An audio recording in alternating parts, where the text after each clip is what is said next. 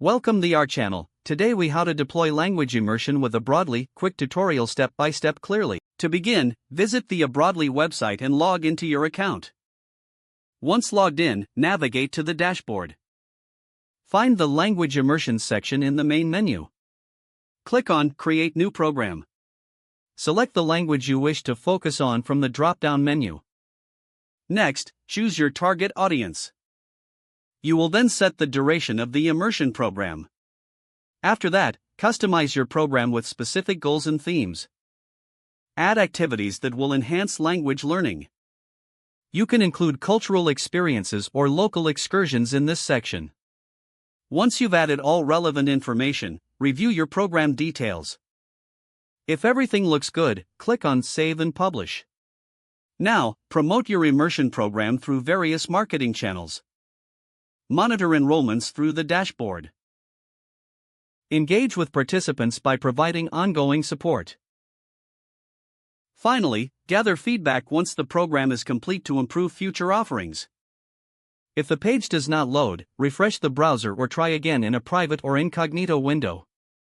Make sure you are using the correct email address, then retype it carefully to avoid small typos.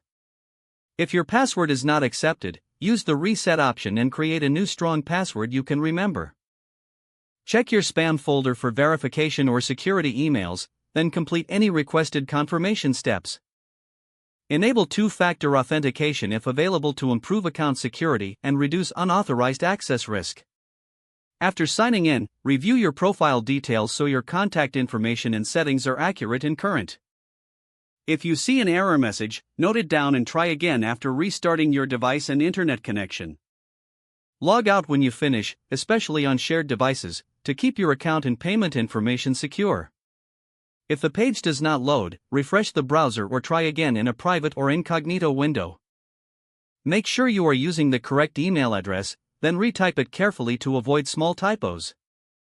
If your password is not accepted, use the reset option and create a new strong password you can remember. Check your spam folder for verification or security emails, then complete any requested confirmation steps. Enable two-factor authentication if available to improve account security and reduce unauthorized access risk. After signing in, review your profile details so your contact information and settings are accurate and current.